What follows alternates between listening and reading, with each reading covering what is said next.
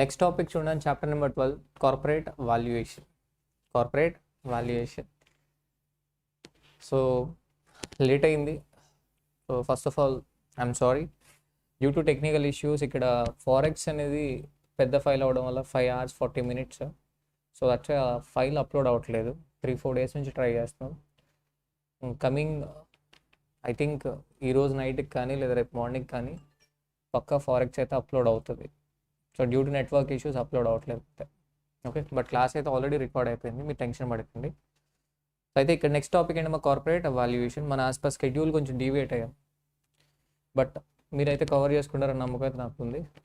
And చెప్పాను కదా, మీరు ఈ క్లాస్ని అట్లీస్ట్ ఒక 2 times విన్నారనుకోండి బాగుంటుంది. నా వరకు నాకేంటంటే, నా పర్సెప్షన్లో మనం చదివిన దానికన్నా విన్నది ఎక్కువ గుర్తుంటుంది, విన్నదానికన్నా మనం టీచ్ చేసింది ఎక్కువ గుర్తుంటుంది. కాబట్టి ఈ టాపిక్స్ అందరికన్నా బాగా ఎవరికి వస్తాయి, నాకు వస్తాయి, ఎందుకంటే నేను టీచ్ చేస్తున్నాను కాబట్టి.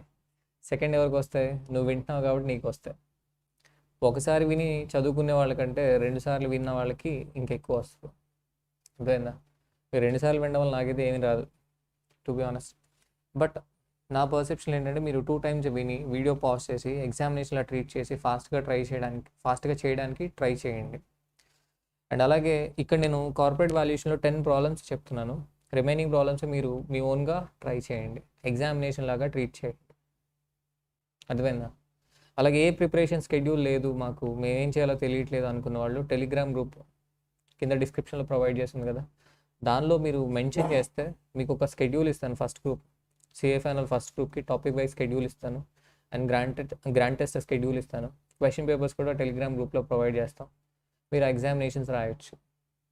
అర్థమైందా?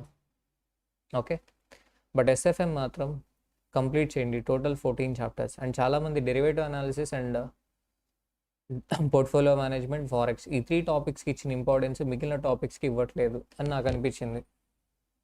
బట్ అలా ఉండకూడదు, రిమైనింగ్ టాపిక్స్ చాలా ఇంపార్టెంట్. సెక్యూరిటైజేషన్ నుంచి 2 థియరీ క్వశ్చన్స్ రావచ్చు, స్టార్ట్ ఆఫ్ ఫైనాన్స్ నుంచి 1 question, రిస్క్ మేనేజ్మెంట్ నుంచి 1 question.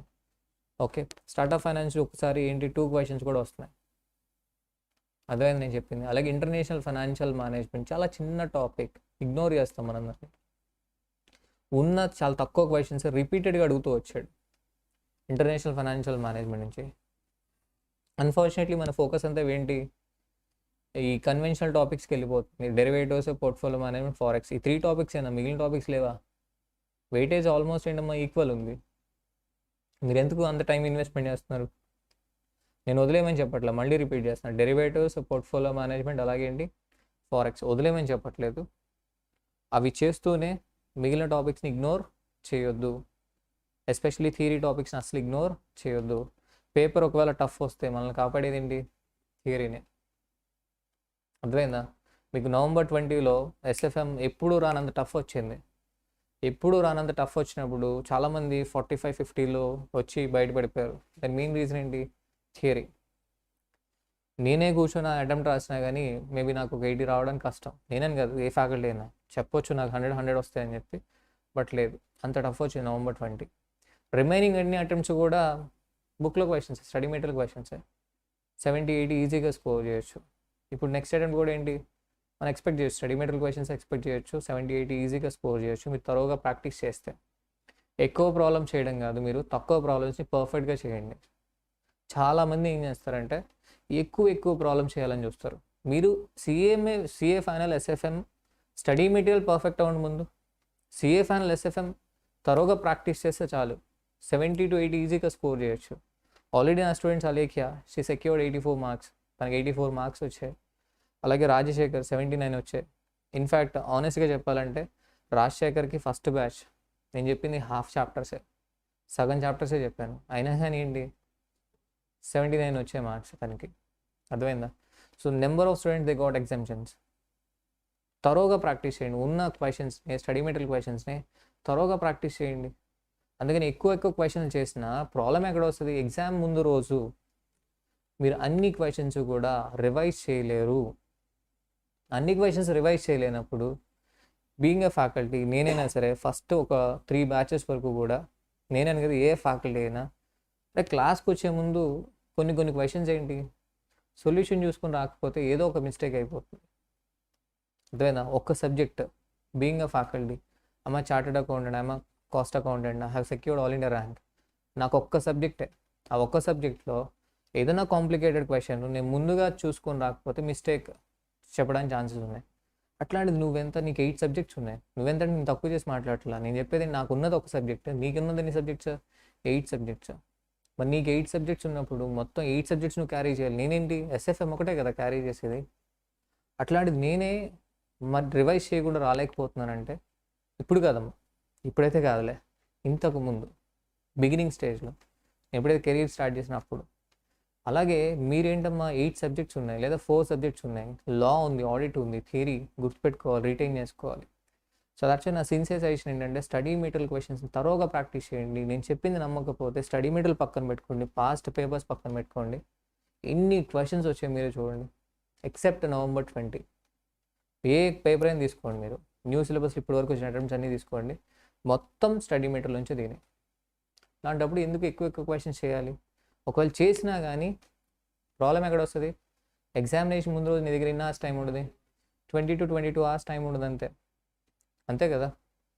మరి అన్ని క్వశ్చన్స్ అలా రివిజన్ చేయగలవా? చేయలేవు. చేయలేనప్పుడు ఎందుకమ్మా? ఇది నా పర్సెప్షన్, నా సజెషన్. అందుకనే మీరు ఏం చేస్తారు, మొత్తం మన ఎస్ఎఫ్ఎం క్లాసెస్ అన్ని చాప్టర్స్ కలుపుకుంటే 30 to 35 hours వస్తుంది. డైలీ మీరు 5 hours విన్నా కానీ 7 daysలో అయిపోతుంది. 2 times వినండి అమ్మా, 2 weeks వినండి, పోయేదే ఉంది. 2 times వింటే ఫస్ట్ టైం ఏదైనా ఒక పాయింట్ మిస్ అయ్యి ఉండొచ్చు, సెకండ్ టైం విన్నప్పుడు ఏమవుతుంది మళ్ళీ? అర్థమైందా? నాకు తెలిసి సిఏ ఇంటర్ లెవెల్లో చాలామంది స్టూడెంట్స్కి నేను సజెస్ట్ చేసేవాడిని, సార్ నన్ను ఏం చేయమంటారు, ఓకే మళ్ళీ ఒకసారి వచ్చి క్రాష్లో కూర్చో అని చెప్పేవాడిని. ఎందుకు? తనకి రాదు అని కాదు, తనకు వచ్చు. మళ్ళీ ఎందుకు క్లాస్లో కూర్చోమంటాను? మళ్ళీ క్లాస్లో కూర్చున్నప్పుడు ఇంతకుముందు మిస్ అయిన పాయింట్ ఏదన్నా కానీ ఎక్కేస్తుంది. లేదు అనుకోండి, ముందే ఏం చేస్తాడు, వీడియో పాజ్ చేసుకొని ప్రాక్టీస్ చేస్తాడు. సెల్ఫ్ ఎగ్జామినేషన్, ప్రతి ఒక్క క్వశ్చన్ ఒక ఎగ్జామ్ లాగా ట్రీట్ చేస్తాడు, సాల్వ్ చేస్తాడు. ఇంక కాన్సెప్ట్స్ అన్ని ముందే చెప్పేస్తాను. నువ్వు చదువుకుంటే 1.5 hours పడుతుంది, నేను చెప్తే ½ an hourలో అయిపోతుంది. అర్థమైందా? ఏదో నువ్వు చూస్తే నాకు ఏదో వ్యూస్ పెరిగిపోతాయి, లైక్స్ పెరిగిపోతాయని కాదు. నేనున్నది న్యూస్ ఫీల్డ్లో. నేను హైదరాబాద్లో లేకపోతే ముంబై వచ్చి ఫేస్ టు ఫేస్ క్లాస్ అయితే చచ్చినా చెప్పను. అర్థమైందా? సో నువ్వు చూసినా చూడకపోయినా నాకు పోయేదైతే ఏం లేదు. ఐ స్టే ఇన్ విలేజ్, నేను ఇక్కడే ఉంటాను. ఏంటి గూగుల్ డ్రైవ్ క్లాసెస్ అయితే అవుతాయి, అవ్వకపోతే లేదు. నాకు ఒక టార్గెట్ అంటే ఏం లేదు, ఇన్ని సేల్ అవ్వాలని చెప్పి. అర్థమైందా? ఈ క్లాస్ యూజ్ అయితే చాలు. కాబట్టి క్లియర్గా నేను చెప్పేది ఒకటే, సో ఏ ఫైనల్ ఎస్ఎఫ్ఎంని ఫోకస్ చేయండి. మొత్తం గ్రూప్ మొత్తాన్ని లాగేయచ్చు ఎస్ఎఫ్ఎంతో, గ్రూప్ మొత్తాన్ని ఎస్ఎఫ్ఎంతో లాగేయచ్చు. మాకు ఎలా ప్రిపేర్ అవ్వాలో తెలియట్లేదు అనుకుంటే కనుక టాపిక్ వైజ్ షెడ్యూల్ కావాలంటే ఇస్తాను. అండ్ మీరు ఎక్కడ కూడా ఏ షెడ్యూల్ ఫాలో అవ్వకపోతే, అందుకే మీరు ఆల్రెడీ ఒక షెడ్యూల్ ఫాలో అవుతున్నారు అనుకుంటే మాత్రం దయచేసి మళ్ళీ మీరు నన్ను అడగండి, ఓకే? మళ్ళీ మీ ప్లాన్ని చేంజ్ చేసుకోకండి. ఆల్రెడీ ఒక ప్లాన్ ఫాలో అవుతున్నారంటే అదే ప్లాన్ని ఫాలో అవ్వండి. సో టైం టు టైం ఊరికే ప్లాన్స్ మనం చేంజ్ చేయకూడదు. ఓకే, క్లియరా? స్టార్ట్ చేద్దామా కార్పొరేట్ వాల్యుయేషన్? క్లియర్ కదా? అందరూ బాగా చదువుతున్నారా? సో కార్పొరేట్ వాల్యుయేషన్ అమ్మా, దీని రిలేటెడ్ ఆల్రెడీ చెప్పేసాం మనం, మెజర్స్ అండ్ ఎక్వేషన్లో చెప్పేసాం. ఎక్కడ చెప్పేసాం? మెజర్స్ అండ్ ఎక్వేషన్ చెప్పాను కదా ఇంతకుముందు. సిఏ ఫైనల్ ఓల్డ్ సిలబస్ ఎస్ఎఫ్ఎంలో మెజర్స్ అండ్ ఎక్వేషన్లోనే కార్పొరేట్ వాల్యుయేషన్ కూడా ఇంక్లూడ్ అయి ఉండేది. అర్థమైందా? ఈ టాపిక్ సిఎంఏ ఫైనల్ స్టూడెంట్స్కి కూడా యూజ్ అవుతుంది. బిజినెస్ వాల్యుయేషన్లో ఉంటుంది ఈ topic, corporate valuation. Security valuation వాళ్ళకి కొంచెం డిఫరెంట్గా ఉంటుంది, బట్ అది సిఎఫ్ఆర్లో ఉంటుంది. సిఎంఏ ఫైనల్ వాళ్ళకి ముందు వీడియోలో బిజినెస్ వాల్యుయేషన్లో ఉంటుందని చెప్పాను, బట్ బిజినెస్ వాల్యుయేషన్ కదా, ఇక్కడ సిఎఫ్ఆర్లో ఉంటుంది. సో కార్పొరేట్ వాల్యుయేషన్ చాలా సింపుల్ టాపిక్. చెప్పాను మీకు ఆల్రెడీ వాల్యుయేషన్ ఎలా చేస్తాం, ఎందుకు చేస్తాం వాల్యుయేషన్. మనం ఏదైనా ఒక అసెట్ అక్వైర్ చేయాలన్నప్పుడు లేదా ఒక అసెట్ సేల్ చేయాలనుకున్నప్పుడు మనకి వాల్యూ తెలియాలి కదా. ఇక్కడ ఏంటమ్మా corporate valuation, nothing but business valuation. మన బిజినెస్ని ఏం చేస్తున్నాం? వాల్యూ చేస్తాం. ఇది ఆల్రెడీ మెజర్స్ అండ్ ఎక్వేషన్లో చేసాం. మెజర్స్ అండ్ ఎక్వేషన్లో బిజినెస్ వాల్యుయేషన్ చేయలేదా? S limited before measure and after measure ఏంటిది? ఎస్ లిమిటెడ్ క్వశ్చన్ ఒకటి చేసామా? Before measure and after measure ఏంటిది? వాల్యుయేషన్ కాదా? అదేంటమ్మా వాల్యుయేషనే కదా. సో వాల్యుయేషన్ అప్రోచెస్ ఏమున్నాయి మనకి? Business valuation, asset based approach, nothing but net asset method, total assets minus outside liabilities, లేదా అర్నింగ్స్ అప్రోచ్ లేదా క్యాష్ ఫ్లో. ఇక్కడ స్క్రీన్ పైన మార్కెట్ వాల్యూ అప్రోచ్ ఉంది, but cash flow approach study material follow అయితే CA final study material మనం follow అయితే మనకు approach ఏమున్నాయి? Asset based approach. Asset based approach అంటే టోటల్ అసెట్స్ మైనస్ ఏంటమ్మా? Out side liabilities. అర్థమైందా? ఒక బ్యాంక్ తీసుకున్నాం అనుకోండి, అసెట్స్ ఏముంటాయి? లోన్స్ అండ్ అడ్వాన్సెస్ ఉంటాయి, ఫర్నిచర్ ఉంటుంది, బిల్డింగ్ ఉంటుంది, ప్లాంట్ అండ్ మెషినరీ అయితే ఉండదు కదా. అసెట్స్ అన్ని టోటల్ చేయడం, అవుట్ సైడ్ లయబిలిటీస్ని మైనస్ చేయడం. నెక్స్ట్ ఏంటమ్మా? అర్నింగ్స్ బేస్డ్ అప్రోచ్ లేదా క్యాష్ ఫ్లో బేస్డ్ అప్రోచ్. ఇంకా కాంటెంపరీ అప్రోచెస్ ఉన్నాయి. కాంటెంపరీ అప్రోచెస్ వచ్చేసరికి economic value added, shop approach, market value added. Okay, అలాగే షేర్ వాల్యూ అనాలిసిస్. ఇవి నేను స్పెసిఫిక్ ఎక్స్టెన్సివ్గా ఇలా చేయాలి అలా చేయాలని ఏం చెప్పాల్సిన అవసరం లేదు, మీకే అర్థమైపోద్ది. ఎందుకంటే ఆల్రెడీ మనం ఏం చేసాం? మెర్జర్స్ అండ్ ఎక్వేషన్ చేసాం.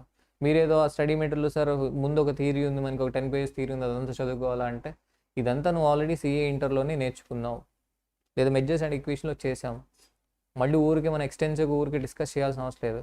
జనరల్గా ఫార్మాలిటీ ఏంటంటే ఇది ఒక టాపిక్ స్టార్ట్ చేసే ముందు ప్రాబ్లమాటిక్ ఫార్మాలిటీ ఏంటమ్మా? 15-20 minutes ఏంటి, నేను గొంతుచించుకుని ఊరికి థియరీ చెప్పాలి. లేదంటే సార్ చూడండి థియరీ చెప్పుకుని ప్రాబ్లం చెప్పేస్తాడు అందరు. థియరీ చెప్పుకుని ప్రాబ్లం చెప్పడం కదా, నీకు అర్థమవుతుంది అనుకున్నప్పుడు నేను ఎందుకు చెప్పాలి అనవసరంగా? అవసరం లేదు కదా. సో క్వశ్చన్ నెంబర్ 1 చూడండి, మీకు ఆల్రెడీ చెప్పాను, వాల్యూ ఎలా వస్తుంది? We should bring the future cash inflows to the present value. అదే క్వశ్చన్ ఇది. సింపుల్ చూడండి ఇది. దీన్ని నేను థియరీ ఎందుకు చెప్పాలి? వాల్యుయేషన్ అప్రోచెస్ ఏమున్నాయి? క్యాష్ ఫ్లో బేస్డ్ అప్రోచ్ ఒకటి ఉందని చెప్పాను కదా, ఇది క్యాష్ ఫ్లో బేస్డ్ అప్రోచే. చూడండి అన్న, ABC company is considering acquisition of XYZ limited. Mergers and acquisition కాదు ఇది. ABC company is considering acquisition of XYZ limited. But ఈ క్వశ్చన్ ఎక్కడ ఇచ్చాడు? కార్పొరేట్ వాల్యుయేషన్లో ఇచ్చాడు, స్టడీ మెటీరియల్లో. అందుకే నేను కూడా ఇక్కడే చెప్తున్నా. So ABC company is considering acquisition of XYZ limited which has 1.5 crores shares outstanding and issued. The market price per share is rupees 400 at present. Market price ఎంత ఉందమ్మా? 400 ఉంది, మంచిది. ABC's average cost of capital is 12%. Available information from XYZ indicates its expected cash accruals for the next 3 years are as follows. Expected cash accruals: year 1 250, year 2 300 crores, year 3 400 crores. Calculate the range of valuation that ABC has to consider. PV factors at 12% for years 1 to 3 respectively ఇచ్చాడు. Present value factors ఇక్కడ ఇచ్చాడు కాబట్టి మనం over యాక్షన్లో అవి చేయకుండా ఇవే తీసుకోవాలి. తప్పుగా అనుకోకుండా అమ్మా, నాకంటే చిన్నవాళ్ళు కాబట్టి అలా అంటున్నాను. ఓకేనా? ఓకే.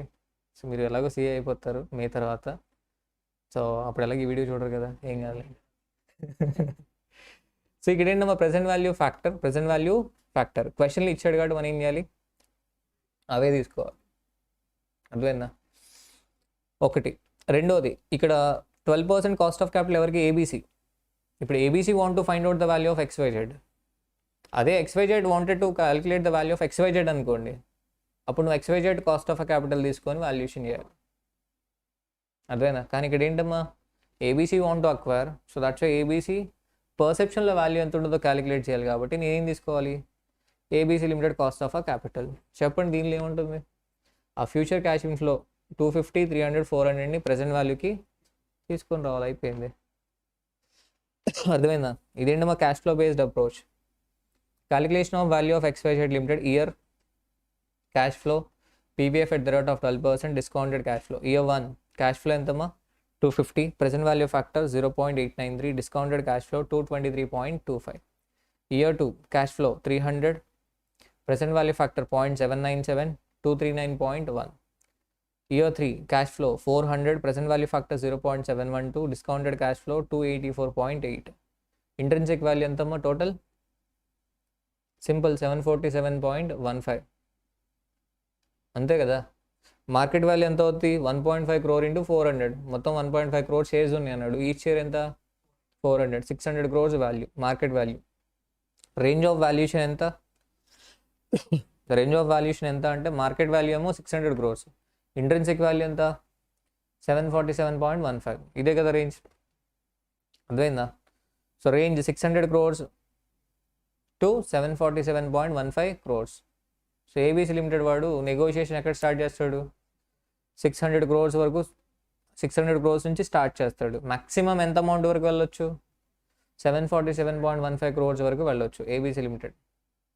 పర్ షేర్ అనుకోండి, పర్ షేర్ అయితే ఏం చేయాలమ్మా, 600 డివైడ్ బై 1.5 crores, 400 రూపీస్ అమ్మ. ఇదంతా 400 రూపీస్, ఇదంతా 498.1 రూపీ. క్రోర్ కాదు, 498.1 రూపీ. అది 1 షేర్ 400 crores ఉంటే ఇంకా కంపెనీ ఏమనుకోవాలి? అదేనా? ఓకే, కష్టం కదా, అంత ఉంటుందా? లేదు. అంత అయ్యేలోపు ఏం చేస్తారు? బోనస్ ఇష్యూ చేస్తారు, లేదా స్ప్లిట్ చేస్తారు షేర్ని. అంతక్కడ అవనిస్తారు. అవునా? క్లియరా? క్వశ్చన్ నెంబర్ 1 ఏమైనా ఉందా? నార్మల్ బచ్చా క్వశ్చన్, మీ రేంజ్కి తగిన క్వశ్చన్ కాదు ఇది, ఏదో మా బోర్డు వాళ్ళు చెప్పుకోవడానికి యూట్యూబ్లో. అర్థమైందా? క్వశ్చన్ నెంబర్ 2 చూడనా? Question number 2. Eagle Limited reported a profit of rupees 77 lakhs after 30% tax for the financial year 2011-12. ఇది earnings based approach అమ్మా. క్వశ్చన్ నెంబర్ 1 ఏంటి? Cash flow based approach. ఇది ఎర్నింగ్స్ బేస్డ్ అప్రోచ్. ఇది ఎర్నింగ్స్ బేస్డ్ అప్రోచ్ అని ఎలా తెలిసిపోద్ది? Question మొత్తం చదువుకుంటే మీకు అర్థం అవుద్ది. నేను చదువుతానులేండి question. Eagle Limited reported a profit of rupees 77 lakhs after 30% tax for the financial year 2011-12. An analysis of the accounts revealed that the income included extraordinary items of rupees 8 lakhs and an extraordinary loss of rupees 10 lakhs. The existing operations except for the extraordinary items are expected to continue in the future. అంతే కదమ్మా. ఏం చెప్పాడు ఇక్కడ? Analysis of accounts revealed that the income included extraordinary items ఎంత? 8 lakhs. Extraordinary income ఒక 8 lakhs ఉంది. Extraordinary loss ఎంత ఉందమ్మా? 10 lakhs ఉంది. ఓకే, మరి ఎక్స్ట్రాఆర్డినరీ ఇన్కమ్ కానీ ఎక్స్ట్రాఆర్డినరీ లాస్ కానీ ఫ్యూచర్లో కంటిన్యూ అవుతుందా? ఎక్స్ట్రాఆర్డినరీ అన్నాడు కదా, ఫ్యూచర్లో కంటిన్యూ కాదు.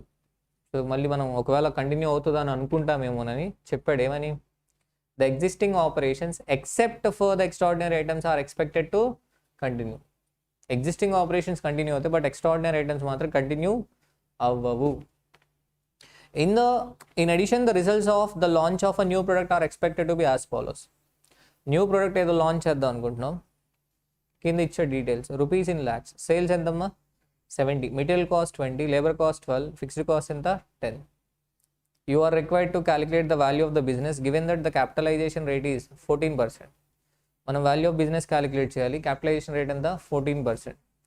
Determine the market price per equity share with Eagle Limited share capital being comprised of 1 lakh, 13% preferences of rupees 100 each and 50 lakh equity shares of rupees 10 each, and the PE ratio being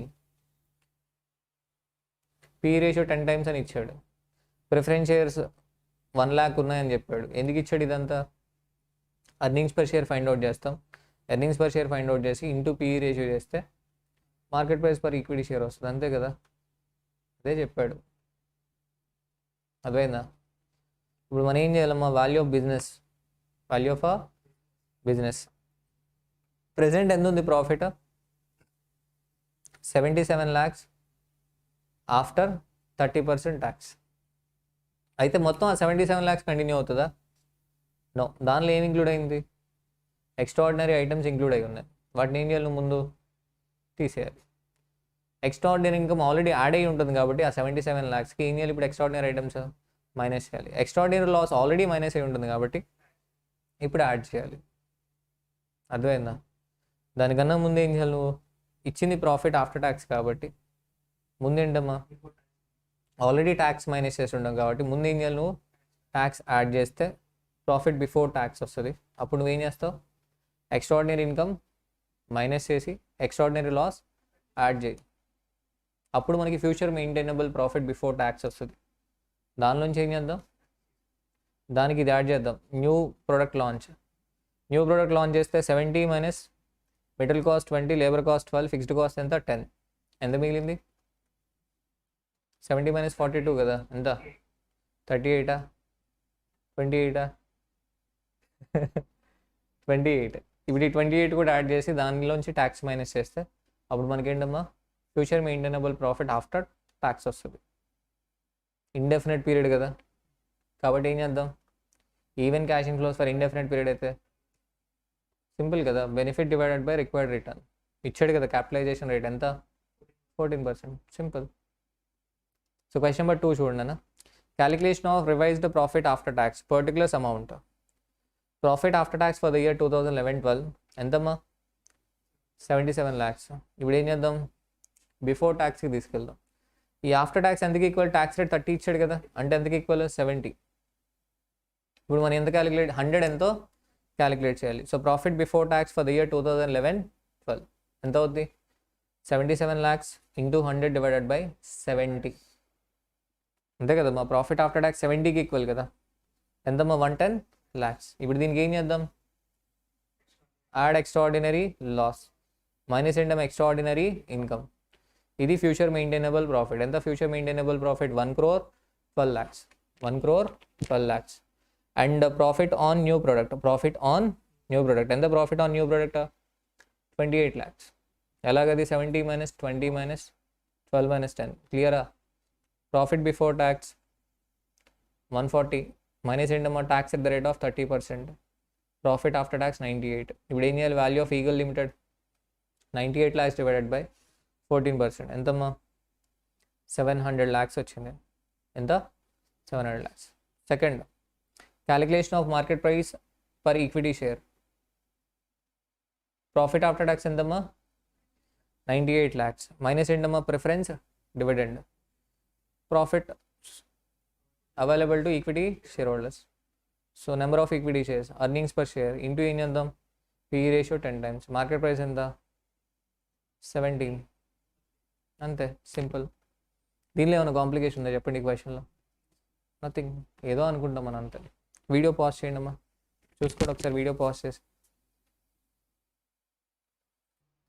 next question చూడండి అన్న, question number 3. Question number 1 and 2 సింపులా కదా, simple. Question number 3 చూడండి అన్న. H limited agrees to buy over the business of B limited. Adjacent equation కదా, ఎక్వేషనే కదా. H limited agrees to buy over the business of B limited effective 1st April 2012. Hi tech students అమ్మా, faculty ముందు ఏం చేస్తున్నారు, songs పెట్టుకుంటున్నారు. ఏం చేస్తాం, తప్పదు. అదే మా కాలంలో అయితే టీచర్ ఏంటి జుట్టు పట్టుకొని బయటికి ఈడ్చుకుని హోకలు వేసేవాళ్ళు. అసలే కోపదారి లెక్చర్స్ అప్పట్లో.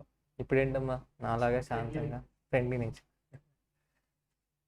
The summarized balance sheet of H Limited and B Limited as on 31st March 2012 are as under.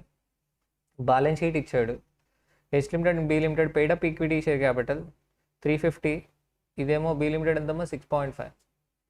H Limited ఏమో ఫేస్ వాల్యూ ఎంత 100, ఇదెంత 10. రిజర్వ్స్ అండ్ సర్ప్లస్ టోటల్ ఇచ్చాడు. Assets, net fixed assets, net current assets, deferred tax assets total 1331.5. మంచిది. H Limited proposes to buy out B Limited and the following information is provided to you as a part of scheme of a buying. The weighted average post-tax maintainable profit of H Limited and B Limited for the last 4 years are 300 crores and 10 crores respectively. Post-tax maintainable profits ఇచ్చాడమ్మా. ఒకటేమో 300 crores, ఇంకోటి ఏంటి 10 crores. Both the companies envisage a capitalization rate of 8%. ఎందుకు ఇచ్చాడంటారు ఇది, value find out చేయడానికి. ఎలా వస్తుంది value, ఒకటేమో 300 crores divide by 8%, రెండోది 10 crores డివైడ్ బై 8%. అంతే. H Limited has a contingent liability of 300 crores as on 31st March 2012. ఇది ఎందుకు ఇచ్చాడంటారు, నెట్ అసెట్ మెథడ్ చేయడానికి. నెట్ అసెట్ మెథడ్ ఎలా వస్తుంది, నెట్ అసెట్ మెథడ్ వాల్యూ ఎలా వస్తుంది, total asset minus outside liabilities. H Limited to issue shares of ₹100 each to the shareholders of B Limited in terms of exchange ratio as arrived on fair value basis. Exchange ratio as arrived on fair value basis. Exchange ratio arrive అయిన తర్వాత 100 rupees shares issue చేస్తారు H limited వాళ్ళు B limited వాళ్ళకి. ఏంటంటది, please consider, please అన్నాడు, request చేస్తాడమ్మా, please consider weights of 1 and 3 for the value of a shares arrived on net asset basis and earnings capitalisation method. Earnings capitalisation method అంటే 300 crores divided by 8%, 10 crores divided by 8%. అర్థమైందా? వాడు ఏమంటున్నాడు, please consider weights of a 1 and 3 for the value of a shares arrived on net asset basis and earnings capitalisation method respectively for both H limited and B limited. క్లియరా? ఏం చేద్దాం మరి? Simple. You are required to arrive at the value of shares of both H limited and B limited under ఏంటమ్మా? Net asset value method, earnings capitalisation method. అలాగే ఏమంటున్నాడు? Exchange ratio of shares of H limited to be issue to the share holders of B limited on a fair value basis. ఏంటో fair value basis? Net asset value బేసిస్కి ఏమో 1, earnings క్యాపిటలైజేషన్కి weight 3 ఇవ్వాలి. అది but 0.25, 0.75. క్లియరా? చెప్పండి మీరు net asset value method ఎలా వస్తుంది? Total assets minus outside liabilities. Question లెందింగ్ ఉంది కానీ చాలా సింపుల్ క్వశ్చన్ అమ్మా. Value of shares of H limited and B limited net asset method. Value of H limited ఎంతమ్మా? Total assets minus outside liabilities. Outside liability ఏం లేదమ్మా అక్కడ. H లిమిటెడ్కి లేవు, బి లిమిటెడ్కి లేవు. బట్ హెచ్ లిమిటెడ్కి నోట్స్లో ఏమి ఇచ్చాడు? Contingent liability. ఎంత ఇచ్చాడు? Contingent liability 300. అఫ్ కోర్స్ అది మైనస్ చేస్తాం కదా, అకౌంటింగ్ పర్పస్ కోసం కదా ఇది, వాల్యుయేషన్. సో 1300 మైనస్ 300 ఎంత? 1000 crores. Value of B limited ఎంత? 31.5. Total assets 31.5. Out side liabilities ఉన్నాయా లేవా? లేవమ్మా. అర్థమైందా? క్వశ్చన్ చూసుకోండి అమ్మా, మీ దగ్గర ఉంది కదా, చూడండి. Value per share of H limited 1000 crores divided by ఎన్ని షేర్స్ ఉన్నాయి? 3.5 crore షేర్స్ ఉన్నాయి. ఎందుకని ఫేస్ వాల్యూ ఎంత అన్నాడు? 100 అమ్మా. హెచ్ లిమిటెడ్ ఫేస్ వాల్యూ 100 కాబట్టి ఎన్ని షేర్స్ ఉన్నట్టు? 3.5 crore షేర్స్ ఉన్నట్టు కదా.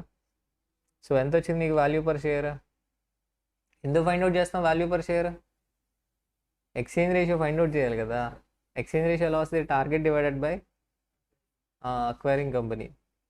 Next value per share of B limited ఎంత? 31.5 crores divided by face value 10 ఉందమ్మా, షేర్ క్యాపిటల్ 6.4 crores ఉంది. అంటే ఎన్ని shares? 0.65 crore shares. So that's 31.5 crores divided by 0.65 ఎంత వచ్చింది? 48.462. ఇలా ఈ విధంగా మనం ఏం చేసాం? Value of a share of a value per share of a H limited, B limited under net asset method calculate చేసాం. రెండోది ఏంటి? Earnings capitalisation method. ఎర్నింగ్స్ని మనం క్యాపిటలైజ్ చేస్తున్నాం యూజింగ్ ద క్యాపిటలైజేషన్ రేట్. ఎలా వస్తుందో చెప్పండి? Value of H limited simple 300 crores divided by 8%. ఎంత? 3740. ఎంత? 3740 50. వాటర్ ఏంటి మీరు తీసుకున్నారా? ఎక్సలెంట్ అమ్మా. మీలాంటి స్టూడెంట్స్ నాకు దొరికినందుకు. పాజ్ చేయకండి, తెలియాలి వాళ్ళకి. పాజ్ చేశారా? చేయకండి అమ్మ, చేయండి, తెలియాలి కదా మీరేంటో. నా వాటర్ బాటిల్ కూడా మీరు తీసుకెళ్ళి పెట్టుకున్నారు. ఇప్పుడు పాజ్ చేయండి.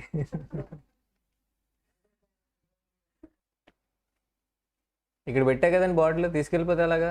తెలుసు కదా మీకు నేను కోపదారి మనిషి అని. తెలీదా?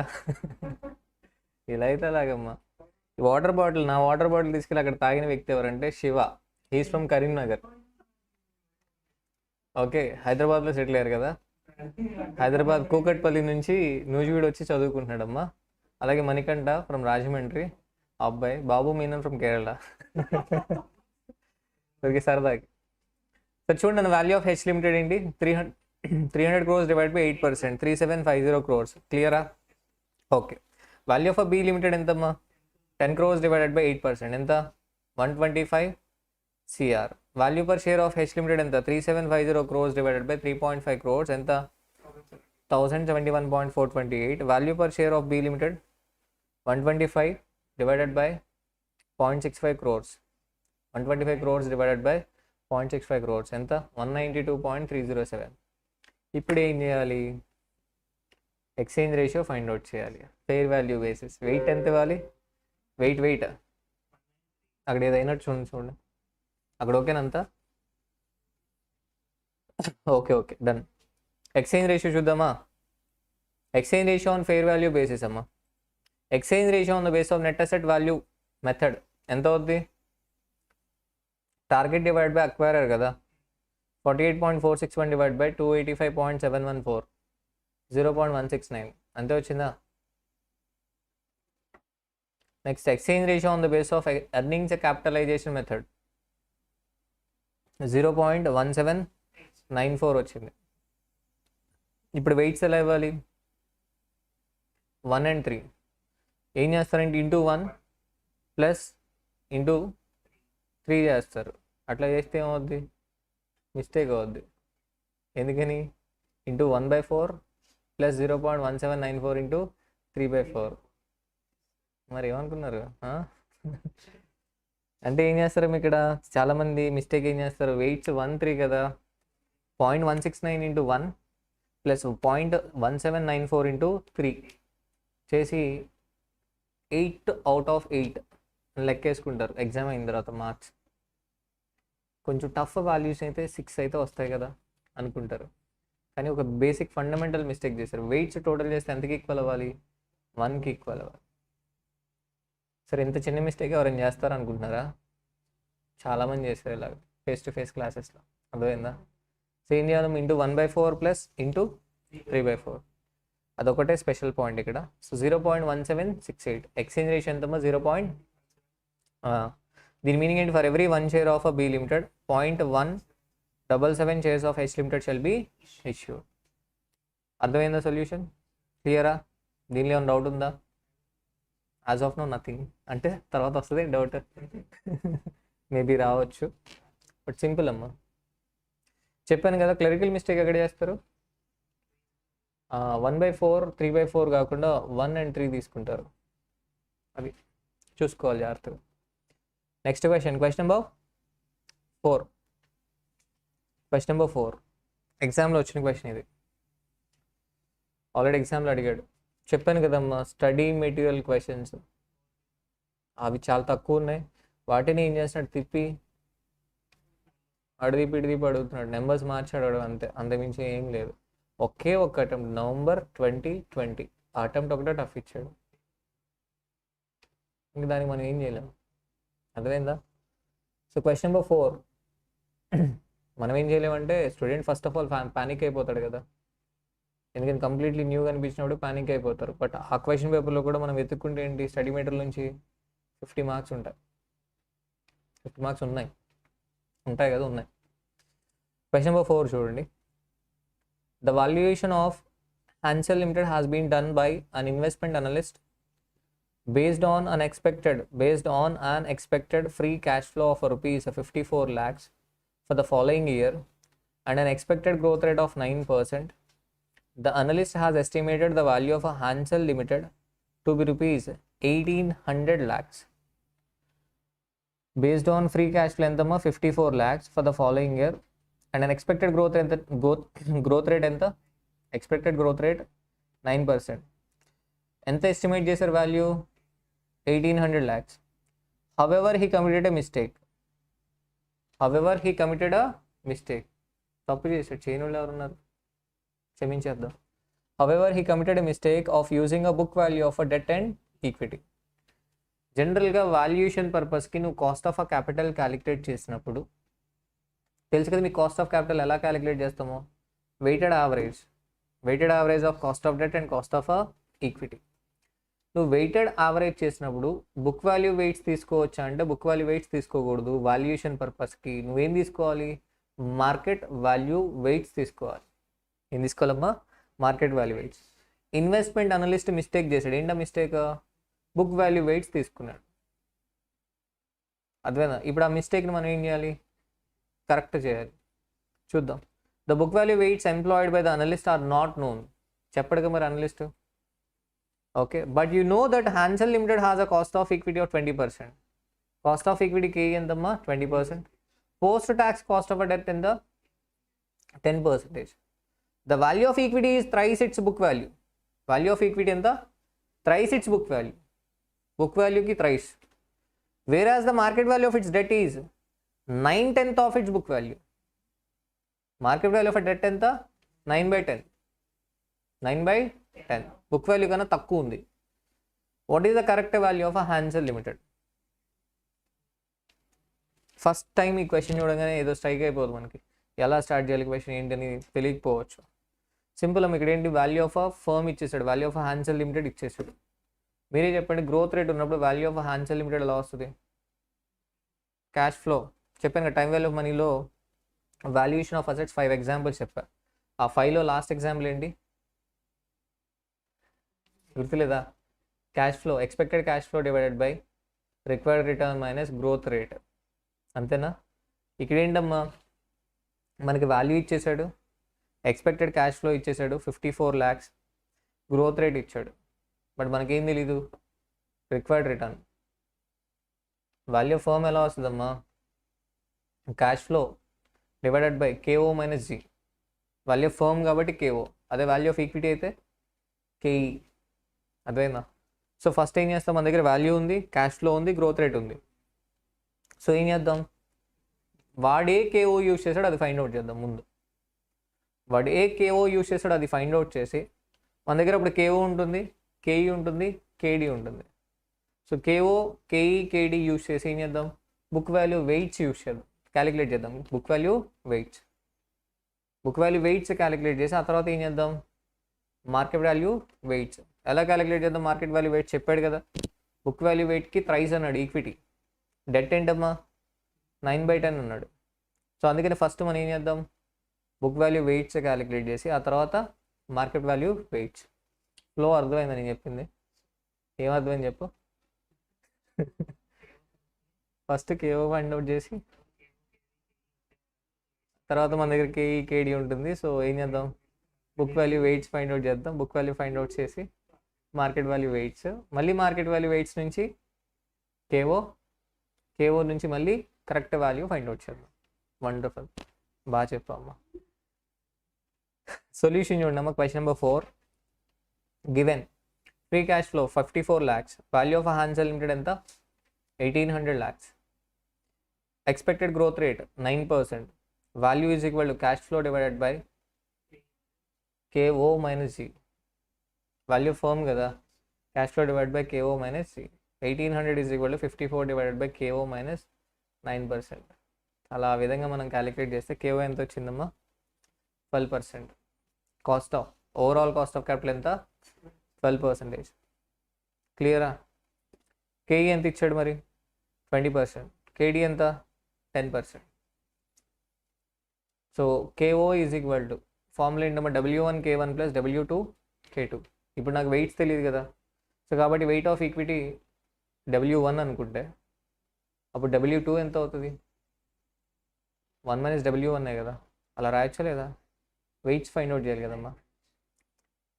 ఇలాగ ఎక్కడ రాసాం మనం, డెరివేటివ్స్ రిస్క్ న్యూట్రలైజేషన్ మెథడ్లో రాసాం కదా, పోర్ట్ఫోలియోలో కూడా రాసాం. ఇక్కడ ప్రపోర్షన్ క్యాలిక్యులేట్ చేయడానికి. సూపర్ అమ్మా, బాగా గుర్తుంది నీకు, బాగా విన్నాను నా class. So 0.12 equal to 0.2 into W1 plus ఏంటమ్మా 1 minus W1 into 10%. So solve చేస్తే ఎంత వస్తుంది 20%. W1 ఎంత 20%, W2 ఎంత 80%. 80 అర్థమైందా? ఓకే, ఇప్పుడు ఏం చెప్పాడు, ఇవి బుక్ వాల్యూ వెయిట్స్. మరి మార్కెట్ వాల్యూ వెయిట్స్ ఎంతంట, వెయిట్ ఆఫ్ ఈక్విటీ ఏమో 3 times, అర్థమైందా? డెట్ ఏమో 9/10. So market value weight of equity చాలా జాగ్రత్తగా ఉండాలి. ఇక్కడ 0.2 into 3 చేసేస్తాం మనం డైరెక్ట్. మంచిదే, చేయి 0.2 into 3 ఎంత వస్తుంది 0.6. 80% ఏం చేద్దాం ఇంటూ 9/10 అంటే ఎంతమ్మా 0.72. 0.72 వెయిట్స్ టోటల్ చేస్తే 1కి ఈక్వల్ అవ్వాలి కదా, అవ్వలేదు. అంటే మనం ఏం చేయాలి 0.6 divided by 0.6 plus 0.72. 0.6 divided by 0.6 plus 0.72. అప్పుడు ఏంటమ్మా వెయిట్స్ టోటల్ చేస్తే 1కి ఈక్వల్ అవుతాయి. అందుకని ఇక్కడ చూడండి ఏం చేశాను నేను 0.2 into 3 nothing but 0.6 divided by 0.2 into 3 nothing but 0.6 plus 0.8 into 9/10 అంటే ఎంతమ్మా, మీకు అర్థమైందా? అంటే నథింగ్ బట్ నేను ఏం చేసా 0.6 divided by 0.6 divided by 0.6 plus 0.72 72 చేస్తే నాకేంటమ్మా market value weight of equity వస్తుంది ఎంత 0.4545. Market value of equity 0.6, market value of debt ఎంత 0.72.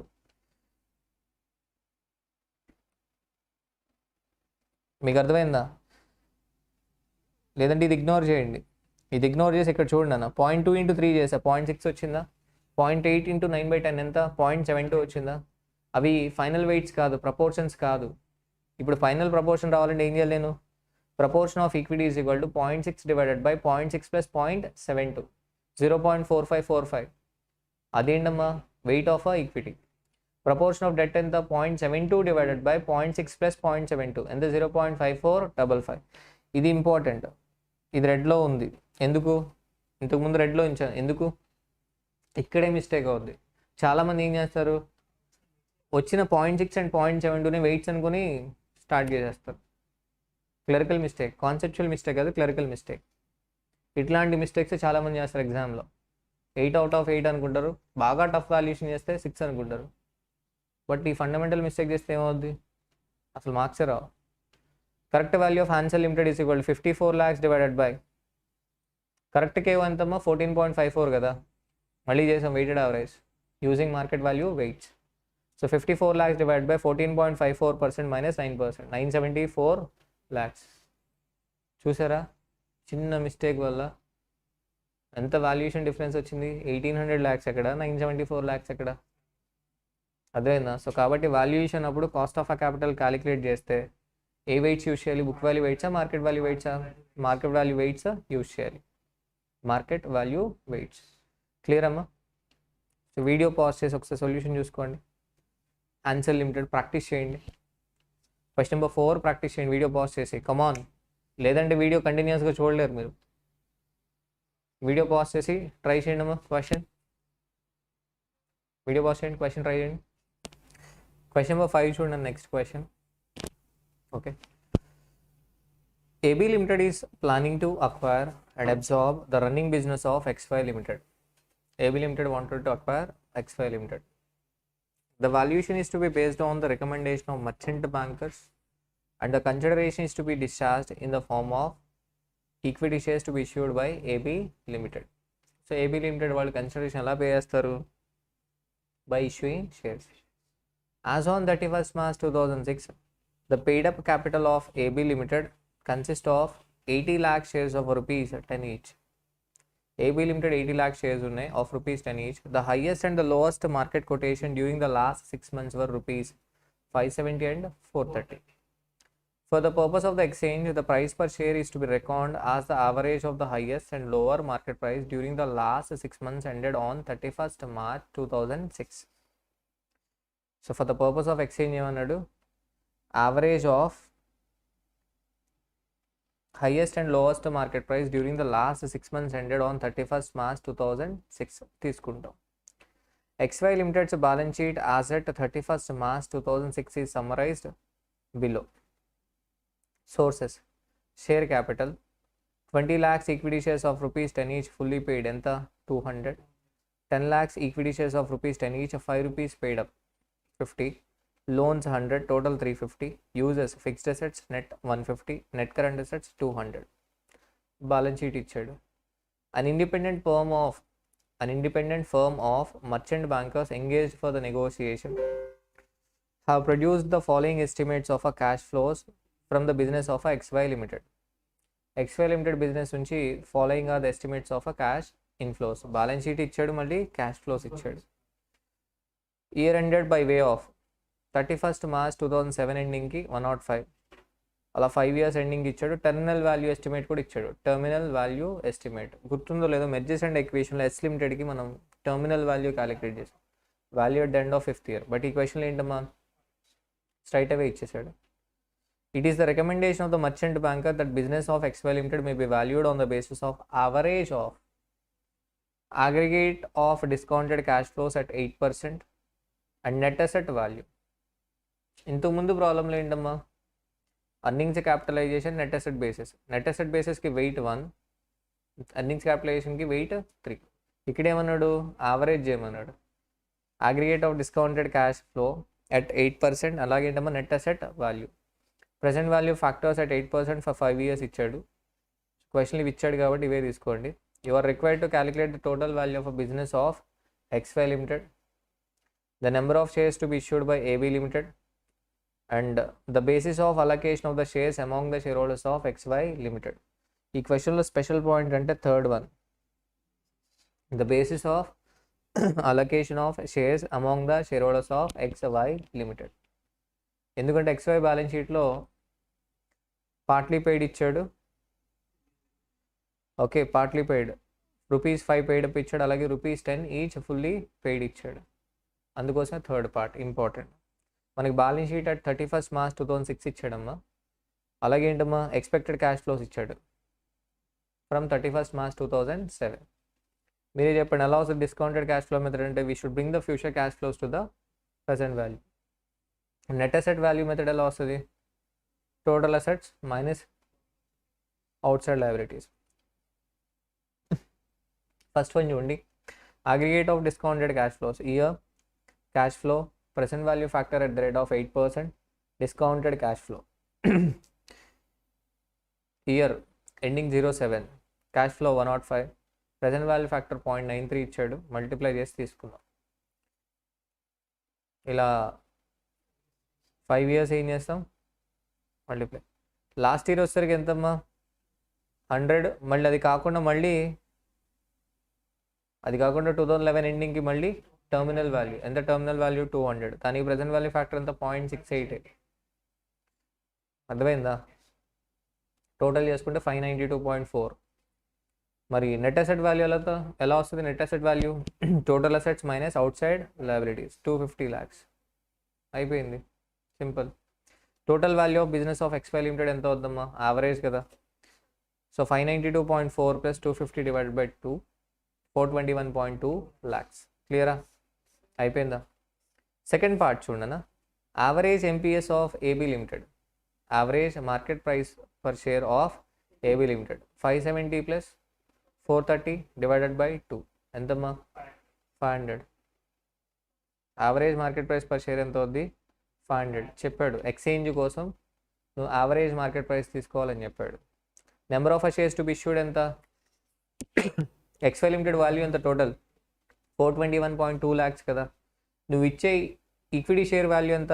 500. So number of shares to be issued ఎంతమ్మా?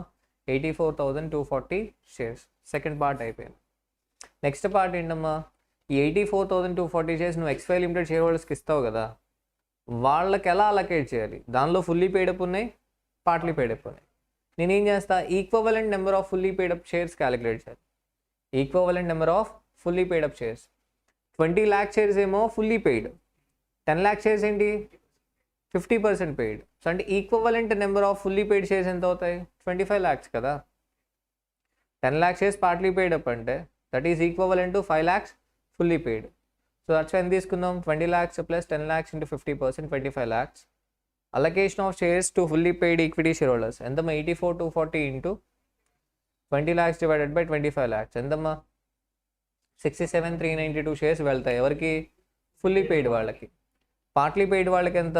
84,240 into 5 lakhs divided by 25 lakhs 16,848 shares. Colour change చేసాను ఎందుకు? ఇదే special point ఈ క్వశ్చన్లో. మిగిలినవి కూడా మిస్టేక్ చేయడానికి ఛాన్స్ లేదు. నెక్స్ట్ క్వశ్చన్ నెంబర్ 6 చూడనా, chop shop approach. Chop shop approach అన్న బ్రేకప్ వాల్యూ అప్రోచ్ అన్న ఒకటే. చాప్ షాప్ అప్రోచ్ అంటే ఏం చేస్తాను? సెగ్మెంట్ వైజ్ వాల్యుయేషన్, అది కూడా ఏంటమ్మా? Based on sales, based on assets, based on operating income చేస్తాం. బ్రేక్ చేసి వాల్యూ చేస్తాం కాబట్టి దీన్ని ఏమంటాం? బ్రేకప్ వాల్యూ అప్రోచ్ అండో లేదా చాప్ షాప్ అప్రోచ్ అండో. చాలా simple question. Using the chop shop approach or breakup value approach, assign a value for Cranberry Limited, whose stock is currently trading at a total market price of 4 million euro. For Cranberry Limited, the accounting data set forth 3 business segments: consumer, wholesale, retail, and general centers. Data for the first firm's 3 segments are as follows. Okay, the whole stock is currently trading at total market price of entamma 4 million euros. Cranberry limited అనే కంపెనీకి వాల్యూని assign చేయమన్నాడు using chop shop approach. Business segment wholesale, retail and general. Segment sales ఇచ్చాడు, segment assets ఇచ్చాడు, segment operating income ఇచ్చాడు. Industry data for pure play firms have been compiled and are summarized as follows. చూడండి, business segment హోల్సేల్కి capitalization by sales ఎంత ఇచ్చాడు? 0.85. దాని meaning ఏంటి? Sales 1 rupee అయితే వాల్యూ ఎంతమ్మా? 0.85. నెక్స్ట్ క్యాపిటల్ వాల్యూ ఎంత? 0.85. అదే రీటైల్ అనుకోండి, సేల్స్ 1.2 అయితే వాల్యూ ఎంత? సేల్స్ 1 రూపీ అయితే వాల్యూ ఎంత? 1.2. జనరల్ అయితే ఏంటమ్మా? సేల్స్ 1 రూపీ అయితే వాల్యూ ఎంత? 0.8. మీరు అబ్జర్వ్ చేసారు లేదు, హోల్సేల్లో సేల్స్ ఎక్కువ అవుతాయి, వాల్యూ ఎక్కువ ఉంటుంది. బట్ రీటైల్లో ఏంటి? సేల్స్ తక్కువ అవుతాయి. అందుకని ఏంటి, సేల్స్ నీకు 1 రూపీ అయినా అక్కడ వాల్యూ ఎంత? 1.2. So industry okay data for pure play firms have been compiled, మొత్తం కంపైల్ చేశాడు. క్యాపిటలైజేషన్ బై అసెట్స్ ఎంతమ్మా?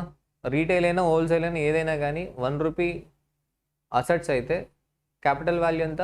0.7. అల్టిమేట్ వాల్యూ ఆఫ్ బిజినెస్ ఎంత? 0.7. Capitalization by operating income. Operating income 1 rupee ఉంటే క్యాపిటల్ వాల్యూ ఎంత? 984 ఇచ్చాడు. అర్థమైందా? ఇప్పుడు మనం ఏం చేయాలమ్మా? Using chop shop approach value find out చేయాలి. చాలా అంటే చాలా సింపుల్ క్వశ్చన్. అర్థమైందా? మనకి హోల్సేల్లో సేల్స్ ఎంత ఇచ్చాడు, ఇప్పుడు మనం ఏం చేయాలి? వాల్యూ ఫైండ్ అవుట్ చేయాలి. ఎంత అవుద్ది వాల్యూ? 1 రూపీ సేల్స్ అయితే వాల్యూ ఎంతమ్మా? 0.85. అర్థమైందా? సేల్స్ 100 రూపీస్ అయితే వాల్యూ ఎంత? 85. ఇక్కడ మనకి సేల్స్ ఎంత అని చూడండి. Calculation of value of Cranberry limited business segment. Calculation on the base of sales, calculation on the base of assets, calculation on the base of operating income. First business segment wholesale ఎంత ఇచ్చాడమ్మా మనకి? Capitalisation by sales ఎంత ఇచ్చాడు? 0.85 ఇచ్చాడు. అంటే నువ్వేం చేయాలి? 2,25,000 into 0.85. ఎందుకంటే wholesale సెగ్మెంట్లో నీకు సేల్స్ ఎంత అవుతున్నాయి? 2,25,000 అవుతున్నాయి కాబట్టి 2,25,000 ఇంటూ 0.85 చేస్తే నీకు క్యాపిటల్ వాల్యూ వచ్చేస్తుంది. On the base of sales ఎంతమ్మా వాల్యూ? Wholesale segment 191,250. అర్థమైందా? మరి on the base of assets అయితే ఏం చేయాలి? 6 lakhs ఉన్నాయి asset value and capitalization by assets ఎంత? 0.7. So 4,20,000. Next 75,000 into 9 on the base of operating income 6,75,000. Retail 7,20,000 into 1.2 8,64. 5 lakhs into 0.7 ఎంతమ్మా? 3,50,000. 1,50,000 into 8 12 lakhs. క్లియరా? జనరల్ ఏంటమ్మా? 25 lakhs into 0.8 20 lakhs. 40 lakhs into 0.7 28 lakhs. 7 lakhs into 4 28 lakhs. అర్థమైందా? ఏం చేసామమ్మా? Based on sales segment wise value find out చేసాం, based on assets segment wise, based on operating income segment wise. అంతే simple. But first time చేసినప్పుడు thought రాదు. అదేందా? మీకు కాదు, ఫస్ట్ టైం నేను చూసినప్పుడైనా ఏంటి ఎలా చేయాలో తెలీదు. Because we don't know the chop shop approach. ఇప్పుడు on the base of sales ఎంత అవుతుంది వాల్యూ? 30,55,250 మొత్తం అన్ని segments. Total Cranberry limited value ఎంత అవుతుంది? 30,55,250. On the base of assets ఎంత? 35,70,000. On the base of operating income 46,75,000. క్వశ్చన్లో ఏం చెప్పలేదు కాబట్టి యావరేజ్ తీసుకుంటాం. Average value of Cranberry limited ఎంత అవుతుంది? యావరేజ్ వాల్యూ టోటల్ చేసి డివైడెడ్ బై 3. ఇది value using chop shop approach. అర్థమైందా క్వశ్చన్? దీనిలో ఏమైనా కాంప్లికేషన్ ఉందా? సింపుల్ క్వశ్చనే కదా. అర్థమైందమ్మా? Chop shop approach. Video pause చేసి ఒకసారి సొల్యూషన్ తీసుకోండి. వీడియో పాజ్ చేసి ఒకసారి సొల్యూషన్ చూసుకోండి. ఇప్పటివరకు మనం చూసిన వాల్యుయేషన్ అప్రోచెస్ ఏంటమ్మా? నెట్ అసెట్ మెథడ్ చూసామా, అర్నింగ్స్ బేస్డ్ అప్రోచ్ చూసామా, క్యాష్ ఫ్లో మెథడ్ చూసామా, అలాగే ఏంటమ్మా కాంటెంపరీలో చాప్ షాప్ అప్రోచ్ చూసాం. అంతేనే కదా. నెక్స్ట్ వన్ చూడండి, economic value added. Economic value added is not a mere valuation technique. ఇక్కడ మనం ఫైనాన్షియల్ పర్ఫార్మెన్స్ని ఎవాల్యుయేట్ చేస్తాం. Financial performance. అసలు ఎకనామిక్ వాల్యూ యాడెడ్ ఎలా వస్తుంది మనకి అంటే simple, net operating profit after tax minus capital employed into weighted average cost of a capital. దాన్ని అర్థం చేసుకోండి. Net operating profit after tax, net operating profit after tax nothing but earnings before interest into tax, earnings before interest and tax into 1 - into 1 - దాన్ని మనం net operating profit after tax అంటాం. EBIT into 1 - EBIT into 1 - దీన్ని అర్థం చేసుకోండి. ఈ net operating profit after tax నుంచి నువ్వేం minus చేస్తున్నావు? Capital employed into weighted average cost of a capital. Nothing but నువ్వేం చేస్తున్నావా? Cost of a capital minus చేసేస్తున్నావు. ఆ cost of a capital minus చేసిన తర్వాత ఉన్న అమౌంట్ ఏదైతే ఉందో దాన్ని మనం ఏమంటాం? Economic value added. Economic value added positive ఉందనుకోండి, ఓకే, ఫైనాన్షియల్ పర్ఫార్మెన్స్ బాగుందని, ఇన్వెస్టర్స్ ఎక్స్పెక్టేషన్స్కి మించి మనం ఎర్న్ చేస్తున్నామని. ఒకవేళ ఎకనామిక్ వాల్యూ యాడెడ్ నెగిటివ్ వచ్చింది అనుకోండి, that means we are not earning enough amount required by the investors. అర్థమైందా? చాలా సింపుల్ ఇది. వీటిపైన క్వశ్చన్స్ సిఎంఏ ఫైనల్లో చాలాసార్లు అడిగాడు, సిఏ ఫైనల్లో కూడా అడిగాడు. Economic value added. Question number 7 చూడండి. With the help of following information of JTU limited compute the economic value added. Capital structure, equity capital ఎంత? 160 lakhs. రిజర్వ్స్ అండ్ సర్ప్లస్ ఎంత? 140 lakhs. 10% డిబెంచర్స్ ఎంతమ్మా? 400 lakhs. ఈక్విటీ షేర్ క్యాపిటల్ ఎంత? 160 lakhs. Reserves and surplus ఎంత? 140. 10% debentures ఎంత? 400 lakhs. Cost of equity 14%. Financial leverage 1.5 times. Income tax ఎంత? 30%. ఇప్పుడు నువ్వేం చేయాలమ్మా? దీని నుంచి ఎకనామిక్ వాల్యూ యాడెడ్ క్యాలిక్యులేట్ చేయాలి. ఫస్ట్ ఆఫ్ ఆల్ నీ క్యాపిటల్ ఎంత అంటే equity share capital 160, reserves and surplus ఎంత? 140, 10% డిబెంచర్స్ 400. టోటల్ నీ క్యాపిటల్ ఎంత? Capital employed 700 lakhs. నీకు ఎలా వస్తుందని చెప్పిన economic value added? Net operating profit after tax minus capital employed into cost of a capital. ఇక్కడ కాస్ట్ ఆఫ్ ఆ క్యాపిటల్ ఇచ్చాడు అంటే కాస్ట్ ఆఫ్ ఈక్విటీ ఇచ్చాడు. ఎంత ఇచ్చాడు? Cost of equity 14%. నీ దగ్గర కాస్ట్ ఆఫ్ ఈక్విటీ 14% ఉంది, ట్యాక్స్ రేట్ 30% ఇచ్చాడు, 10% డిబెంచర్స్ అన్నాడు. 10% డిబెంచర్స్ అంటే కాస్ట్ ఆఫ్ అ డెట్ ఎంత అయి ఉంటుంది? కాస్ట్ ఆఫ్ అ డెట్ కేడీ ఎంత అయి ఉంటుంది? 7%. లాగా అంటే ట్యాక్స్ రేట్ 30% కదా, మనం తీసుకోవాల్సిందేమో cost of a debt after tax. So KD ఎంత అవుద్దమ్మా? 10 into 1 - 0.3 divided by 100 అంటే ఎంత? 7%. Cost of equity 14%, cost of debt ఎంత?